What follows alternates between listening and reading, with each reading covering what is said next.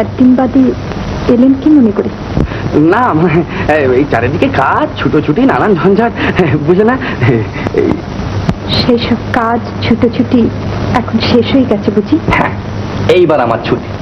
আজকের এই কাজটা কোনো রকমই মিটিয়ে দিতে পারলে ওই সমস্ত ঘর গেরস্থালির কাজে আমি আর নেই।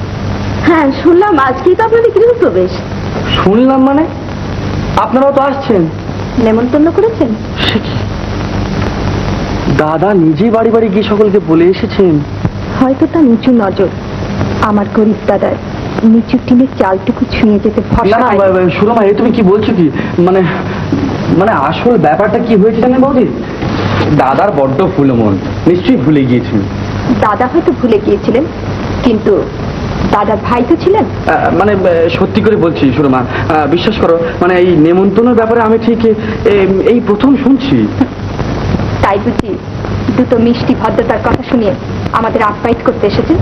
আমার দাদা গরিব হতে পারে শুনে সব ফেলে ছুটে চলে যাবেন, তাই তো আপনি ভাবলেন কি করে? না সুরমা, শোনো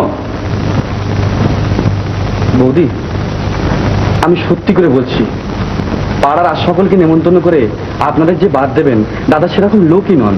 আমি বলছি নিশ্চয়ই এর মধ্যে একটা কোনো ভুল হয়েছে।